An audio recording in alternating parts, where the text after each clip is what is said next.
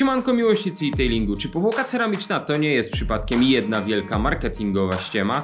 Trzeba by było dorwać jakiegoś doktora od polimerów i tak się składa, że w końcu po 3 latach możemy przeprowadzić wywiad z doktorem Davidem Godussim. David ma doktorat i magistra z polimerów i z chemii nieorganicznej. Ponadto jest założycielem Optimum Polymer Technology, więc kto jak nie on mógłby rozwiać tą jedną wielką niewiadomą. Zaczynamy! Hello David, very nice to meet you. You are my superhero.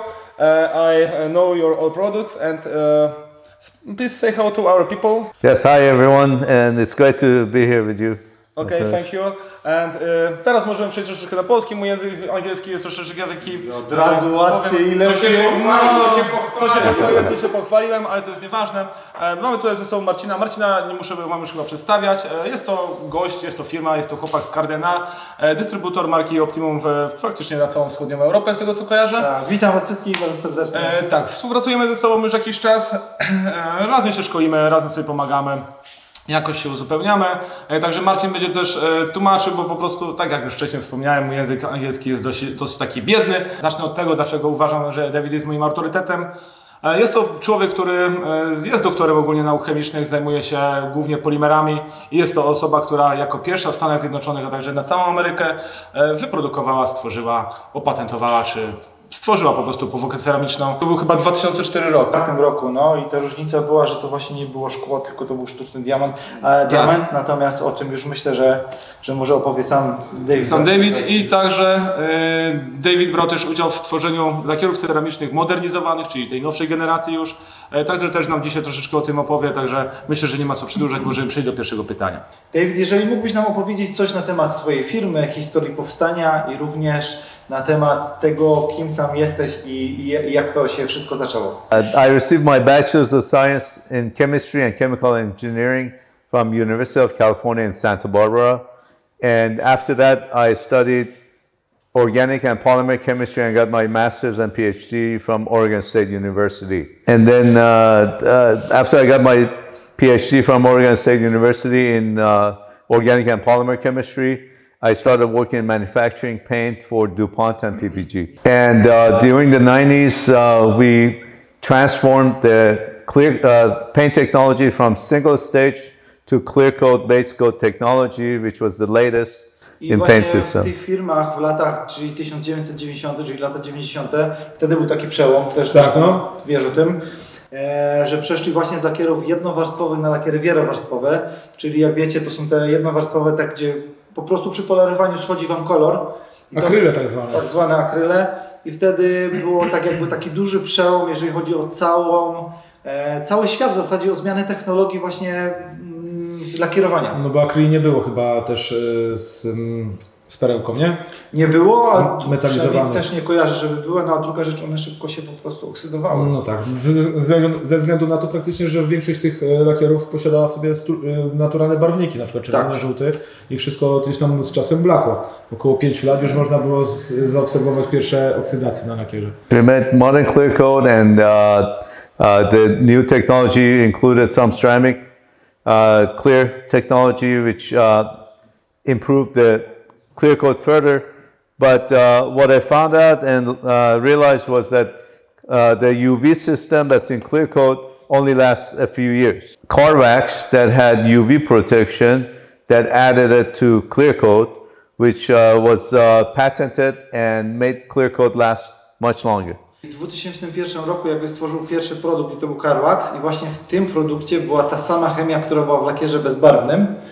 I ta chemia pozwala na uzupełnianie ochrony UV, która jest w lakierze, no bo jak wiecie, ta ochrona UV, ona wychodzi. No ale jednak woski chyba też były, nie są jakąś tam długotrwałą. To był opatentowany woski chyba do dzisiaj, to ja nie wiem, czy kilka wosków można znaleźć z ochroną UV.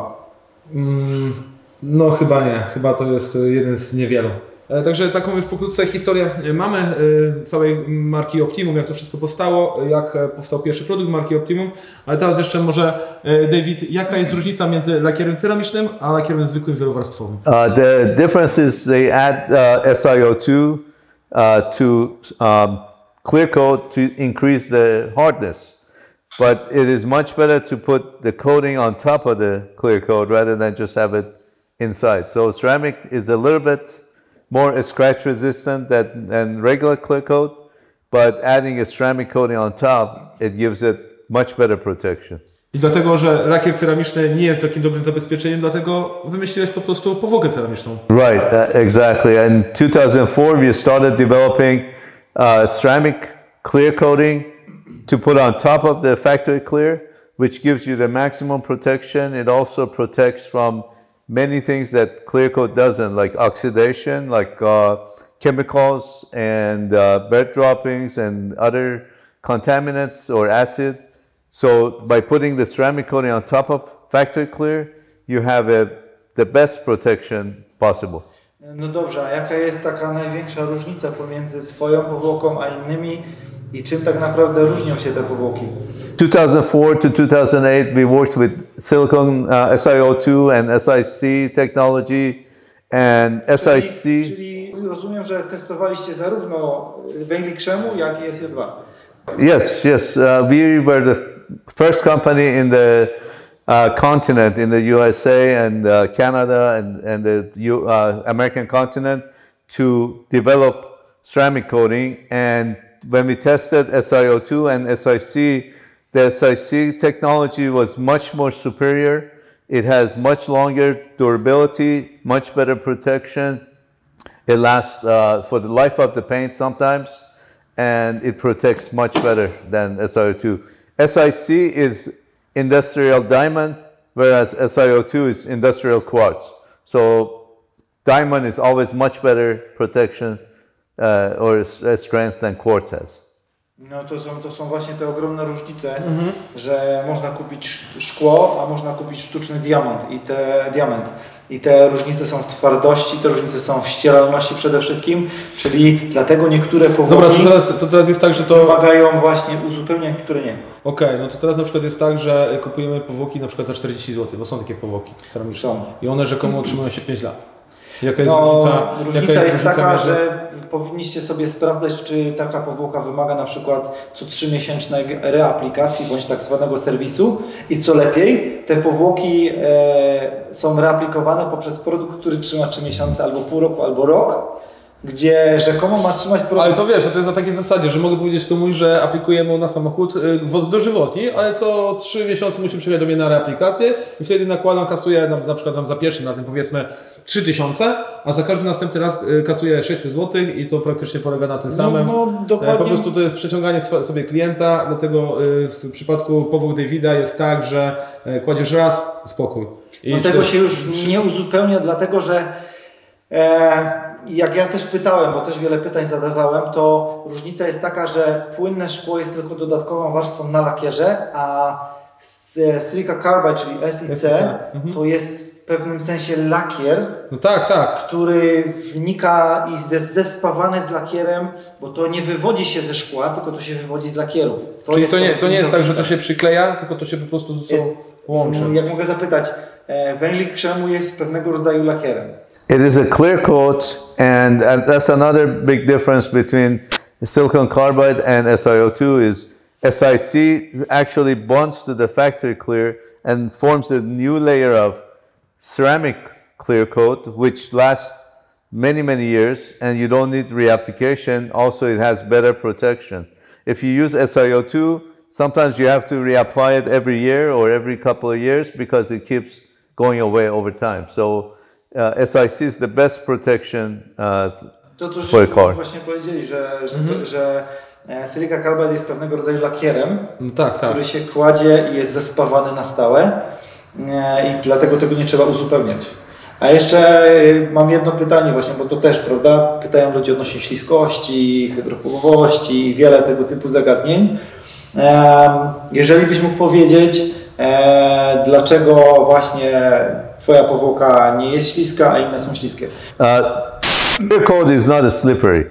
Waxes or sealants and silicones are slippery. So with SiO2, they add silicones, or the SiO2 itself gives it some slickness, whereas SiC is a clear coat. So if you want a slickness, you want to add sealant or wax on top. Dlatego i tu macie tą odpowiedź. Lakier nigdy nie jest śliski. A teraz jeżeli my kładziemy dodatkową warstwę lakieru, to jest tak trwała. O SIC teraz chodzi. Tak. To dlatego to nie jest śliskie. I teraz każdy produkt, bo to też jakby pytałem, każdy produkt, który jest śliski, zawsze będzie się zmywał podczas mycia. I dlatego po to powstały silanty, woski i tak dalej.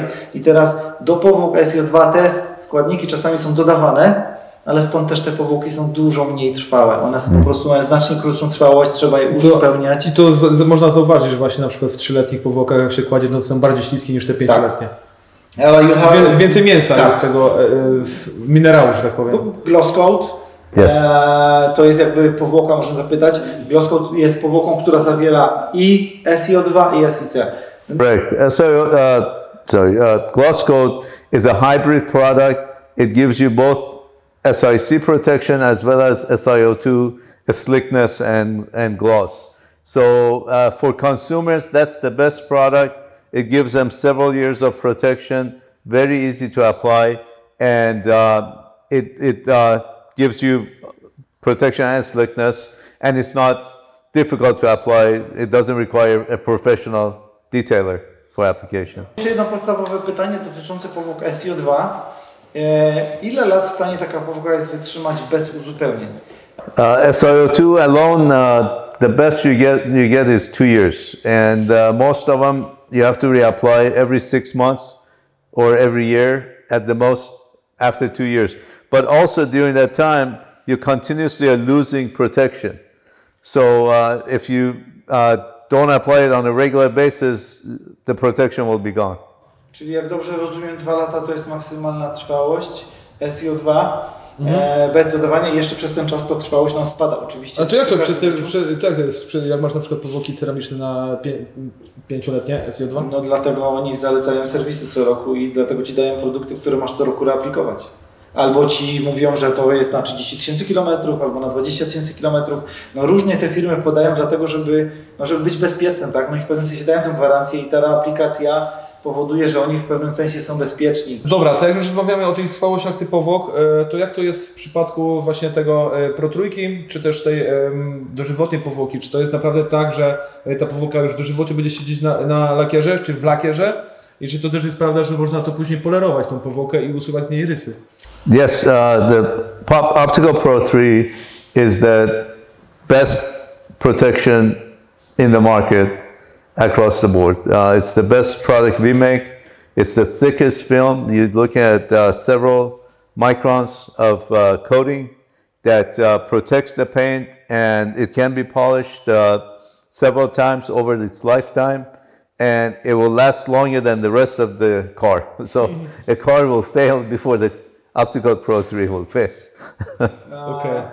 No, czyli można to polerować, ale powiem Ci, że miałem taki przykład, kolega mi zadzwonił z Wrocławia właśnie, że zrobił sobie tam, kropelka mu spadła, więc to jest bardzo, bardzo dużo, to do dzisiaj z tą kropelką jeździ. Ale wiesz co, I powłoki ceramiczne, które ale ja też tak miałem, tylko że mi wtedy spadła ta 7-latka, ten ceramic coating. No. I robiłem maskę robiłem i spadła mi kropelka z aplikatora na błotnik. Na błotnik z boku, że taki zaciek się zrobił. No i później wyjechałem na słońce, całe auto się ładnie błyszczy i kropka. I nie da rady tego ściągnąć. Trzeba przyjechać. Tylko papierem ściernym albo... Tak, i to jest fakt. I teraz pytanie jest jedno. Tu też zadamy właśnie. Jak długo się utwardza ta powłoka? Bo tutaj jest podane, że 30 dni. No w przypadku innych to jest bardzo długo, prawda? Ona dojrzewa przez 30 czy 27 dni. Right. The clear coat that you're putting, the ceramic coating that you're putting on, it's takes about 30 days to fully cure. After 7 days, you can start washing or maintenance. You can start. Bonding is the wiązanie. The bonding is 30 days. The bonding starts. Coatings and lacquer. Coating and lacquer start bonding right away. Czyli łączą się, tak? 30 dni trwa pełne utwardzenie tego i pełne jakby wiązanie. Czyli tak, że na przykład nakładamy powłokę i tam powiedzmy, że jest 1,2, 1,8 mikrona, jak położymy powłokę i po 30 dniach tej powłoki nie będzie, bo ona wniknie w lakier. Ona cała może nie wniknie, zależy. Ale częściowo wniknie, natomiast wszystko zależy od tego, bo tutaj też od tego pytałem, różne lakiery mają różną porowatość. No tak. I teraz lakiery akrylowe mają bardzo dużą porowatość, dlatego na to powinno się nakładać nawet 2 albo 3 razy powłokę, bo są tak mocno porowate i tak samo żelkot. Natomiast przy zwykłych lakierach też ta porowatość jest różna i teraz na jednym może być hydrofobowość duża, na innym mniejsza, zależy ile ten lakier wciągnie tej powłoki. Natomiast ochrona będzie cały czas taka sama i tak silna jak powinna być. To jakby ma takie duże znaczenie, więc o tym też powinniście wiedzieć. Kolejną rzeczą jest połysk. Ja bym tu chciał zapytać właśnie, czy to jest prawda, że rzeczywiście, przynajmniej my takie wrażenie mamy, ale to zapytamy, czy połysk jest większy po 7 dniach, czy po 30 dniach jest również większy? Right. Yes, it is true. Sure. Anytime you put clear coat on car, it takes 30 days for it to fully cure. Same thing with the Optical Pro or Pro 3. It will take 30 days for it to reach its maximum cross-linking, both with itself and also with the factory clear. And it will also increase in gloss during that time. To my też to zauważyliśmy, że nawet po 7 dniach na pierwszym serwisie. Kurczę, no już widać, że ten połysk jest znacznie wyższy niż po prostu przy pierwszym dniu, czy zaraz po aplikacji. Ja zawsze jestem pod wielkim wrażeniem, jak te samochody wyjeżdżają, nawet po tym glosie 3-latku. Perfekt.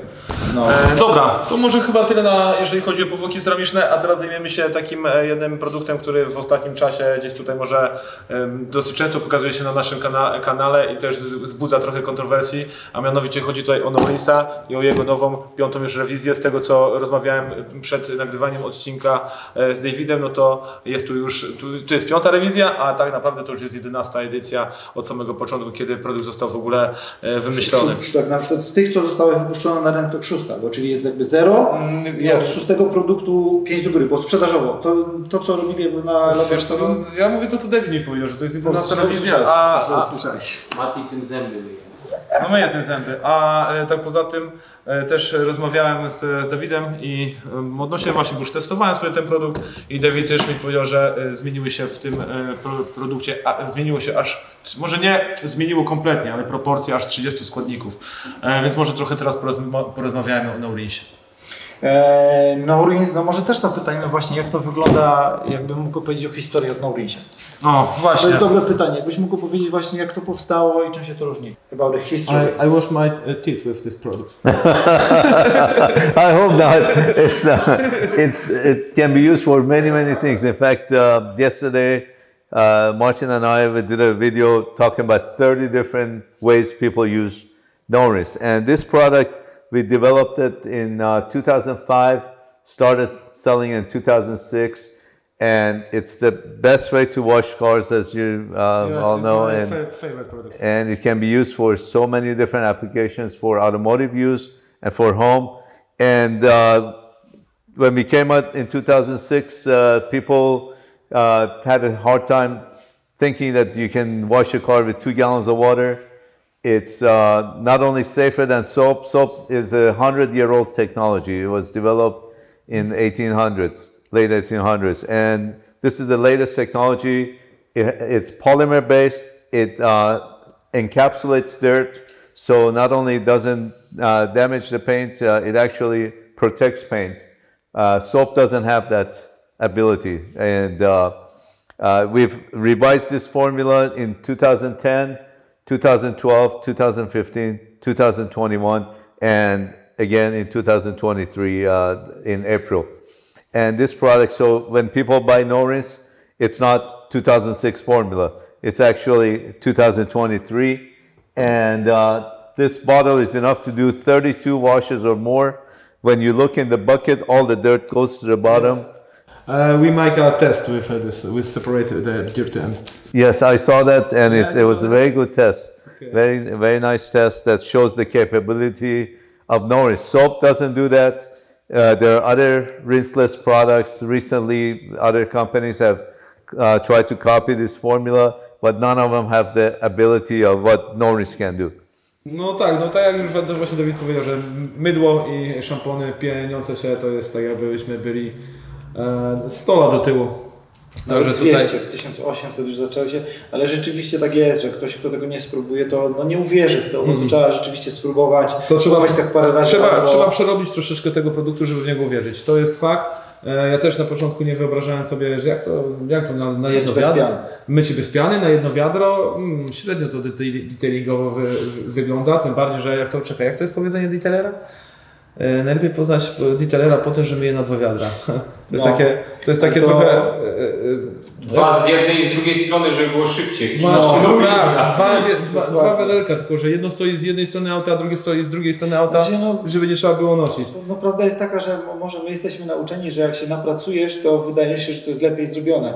A ten produkt pokazuje, że po prostu się mniej napracujesz i jest to zrobione lepiej, niż jakbyś mówił na wiadra.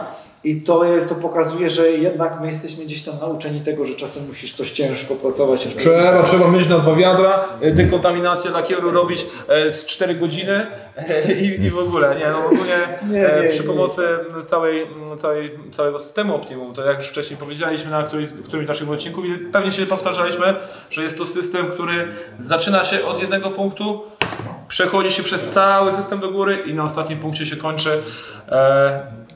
No warto nie ominąć gdzieś tam żadnego punktu, począwszy od mycia Norrisem, poprzez kamienia, poprzez Power Cleana, poprzez MDR-a, poprzez wszystkie Hyper Polish Hyper Compound. Ja bym jeszcze chciał zadać jedno pytanie, bo pewnie będą takie pytania, czy po umyciu tym szamponem można nakładać może woski czy powłoki ceramiczne, nie? Tak, to jest bardzo w sumie dobre pytanie, no. Absolutely. Norris is polymer based. It leaves a layer of polymer which adds gloss, but it does not interfere or affect application of coating or any other product, hyperseal, other sealants or waxes. Czyli jak dobrze rozumiem, nawet gdybyśmy umyli auto i za pół godziny się nałożyć powłokę ceramiczną, to będzie ok. It will be no problem. We've been doing that for years. No problem. If you use Optimum Paint Prep, it makes bonding better even, but you don't need it. It's not necessary. Sorry. I was going to say one thing, and that it's great that you're teaching people across Poland to use Norris. This is the most environmentally friendly way to wash. I think in the world we've saved over 1 billion gallons of water with Norris, and you're helping customers and detailers to... Pamiętam, jak czytałem, to jest nawet 150 litrów wody przy spłukiwaniu i przy... I make it a paint collection with a hyper polish. Yes. Okay. Then after Chciałem przetłumaczyć. When I finish the correction. Paint correction, I can wash the car with Norris. Later make a dry. Yes. And, use and put coating. Put coating. Yes, you can just wash with 1 ounce Norris in 2 gallons of water and dry the car. You don't need to use prep. You don't need paint prep. Nie potrzeba prepa, ale wskazane jest dlatego, że dotykamy go dłońmi, nie? I na dłoniach jest tłuszcz. Ale zawsze można robić w rękawiczkach. Można. Jakby tu chodzi o to, że nie musisz, ale ten prep jednak jest zazwyczaj gdzieś tam wskazany dla lepszego czyli bo i tak wszystkie pasty Optimum docieramy na mokro, tak? Tak. Czyli generalnie jak już sobie wyczyścimy produkt, osuszymy go, to już na ten element jak sobie wypolerujemy, wyczyścimy go przy pomocy mokrej mikrofibry w roztworze z Norrisa, wysuszymy suchą i już możemy położyć na ten element. Możemy, bo pewnie jak zauważyłeś, prep jest troszeczkę inny od innych eraserów czy tego typu produktów, które są na rozpuszczalnikach. Jak myjesz auto Norrisem, prepem, to zauważ, że on też jakby kropelkuje, prawda? Ale on zostawia delikatne smugi, ten prep. Tak, zostawia, ale on później powłokać to ewentualnie usunie. Dopoleruje albo usunie. Pytanie oczywiście, że jak jedziesz na 2 mikrofibry z prepem, to też nie masz tych smug. Natomiast mi chodzi o coś innego, że jeżeli byście używali mocnego alkoholu albo mocnego odtłuszczacza, to on jest na tyle mocno penetrujący lakier, że trzeba będzie odczekać jakiś czas. Ja zapytam też o to właśnie. Jeżeli byśmy użyli mocnego produktu do tłuszczania lakieru, to czy w niektórych przypadkach, jak mocny alkohol czy rozpuszczalniki, trzeba odczekać, aż on operuje? Yes, not only that, but also when you use 90% alcohol, if the paint is soft, it can damage the paint, to cause scratches again. Sama mocna IPA przerysuje lakier, Sama nie? IPA jest tak agresywna, że jest tak głęboka, że ona zmiękcza lakier i przy przecieraniu się narysuje. Nawet nie wiadomo, jak była miękka mikrofibra, to zawsze gdzieś ta rysa zostanie. Dlatego wstrzymujcie się od odtłuszczania IPą, bo to nie jest wcale takie dobre. Ale jeszcze chciałbym tylko dodać, jeżeli chodzi o Norrisa, to on wyeliminował jedną fajną rzecz, że woda jest rozpuszczalnikiem, tak? Więc w momencie jak wy spłuczecie sobie zwykły szampon, no to osuszając wodę ręcznikiem, Z ręcznikiem po prostu rysujecie lakier, dlatego że woda nie ma w ogóle substancji śliskiej. A druga sprawa jest taka, że zawsze gdzieś ta kropelka ci wyleci. Ja sobie na przykład zawsze nawet jak po podtłuszczaniu też lubię sobie samochód przelecieć jeszcze na ulicy, znaczy podtłuszczaniu. Przy podstawie dekontaminacji przeprowadzę całą dekontaminację z tarami, z ironami, z innymi rzeczami i z MDR-em na końcu jeszcze. To zawsze po tym płukaniu jeszcze przelecę sobie samochód właśnie na ulicę, żeby tylko po to, żeby zmniejszyć tą wodę, która jest w szczelinie, bo ona później wyleci spod uszczelki i zostanie mi water spot. No właśnie zapytamy może o to właśnie. Czemu jak zostawimy Norinsa po umyciu na lakierze i nawet jak zostaną białe ślady, to te minerały nie łączą się z lakierem? The polymers encapsulate the minerals in water, so it makes the water soft and even if it dries on paint, you wipe off because it encapsulates all the dirt and also minerals. You won't have water spots. Te minerały jakby nie przylepią się do lakieru. By itself, it doesn't. It's not stick to the. It doesn't stick because it's trapped. It's trapped. Czyli jest jakby bariera między lakierem a brudem. No te minerały są skapsułkowane właśnie tak jak prut i to powoduje, że te minerały nie potrafią się przylepić do lakieru. Dlatego je bardzo prosto potem ręcznikiem zwilżonym po prostu ściągasz. Może tak samo skapsułkowany jak brud, bo ten szampon powoduje, że woda jest bardziej miękka. Wczoraj prywatnie pytałem właśnie, jak to jest, że jeżeli się go używa w parownicy, to parownica się nie zatyka. No właśnie dlatego, że minerały nie potrafią się przylepić w środku do wszystkich przewodów, które są w parownicy i dlatego jest zalecane, żeby stosować ten produkt przy parownicach, bo parownica się nie będzie przytykała, nie będzie pluła i nie będzie się zatykała. No. I przy płynach bez pryskiwaczy. Ja bym z chęcią użył do ekspresu i do kawy, wtedy też zatykał, ale nie można zrobić. Zobacz jakie ma. A Dawid pije Norinsa na kaca. No tak, i działa? I działa. Dużo co drugi dzień już pije. Co drugi dzień kaca. No, tylko się śmieję.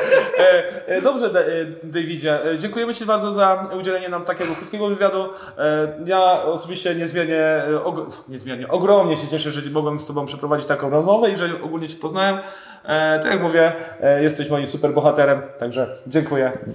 Dziękuję. Ja również dziękuję bardzo. Dziękuję. Reżyser kina akcji. Słuchajcie, oczywiście cały czas stałem po drugiej stronie kamery. Nie chciałem się gdzieś wtrącać, dopowiadać, dlatego że bardzo ciężko się prowadzi takie odcinki w 4 osoby, więc... A jeszcze w języku angielskim to już w ogóle... Tak, angielski łamany polski, jeszcze cały czas się to wszystko myliło, ale mam nadzieję, że materiał wyszedł spoko. Dlaczego mi tak bardzo zależało, żeby poruszyć ten temat powłoki ceramicznej? Bo to ja dla Ciebie bardziej to mówiłem, Mati...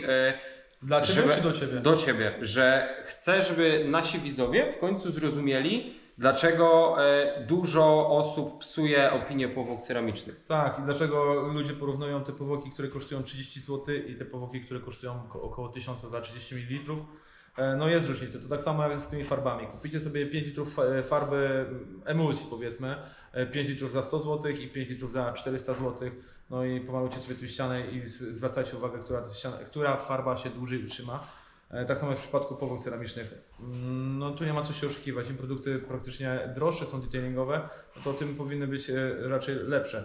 W przypadku Opticoat, jeżeli chodzi o same powłoki ceramiczne i tego fenomenalnego Norinsa, ja już nie mówię o żadnych innych produktach, ale to są naprawdę produkty, które są godne uwagi.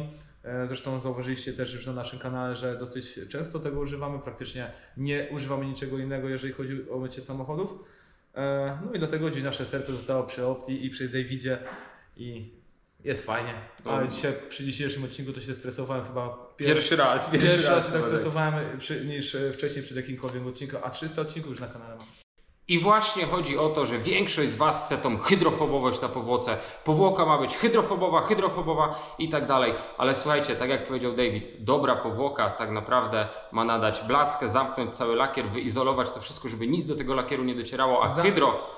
Zamknąć dostęp tlenu do lakieru. Tak, a hydro tak naprawdę nadajecie sealantami, woskami na to wszystko na powłokę i moim zdaniem to ma sens. Nie ma co tego odcinka dalej przedłużać. Widzimy się... O, Mati jeszcze przedłużę. Chciałbym powiedzieć tak, chciałbym jeszcze przypomnieć o naszych socialach, czyli Facebook, Instagram, miłośnicy detailingu, jak i Detailing Booth, a także o naszej stronie, którą mam nadzieję, że Dawidek już niedługo uruchomi. No i chyba tyle, jeżeli... Mleka zapomniałem znowu. No, to chyba tyle, jeżeli chodzi o dzisiejszy odcinek. Jeszcze do Marcina wbijajcie na Cardena. Owszem. Tam możecie jakieś fajne też promocje złapać czasami, nie Marcin? Pewnie. Pewnie. Dobra, widzimy się w następnym odcinku. Cześć.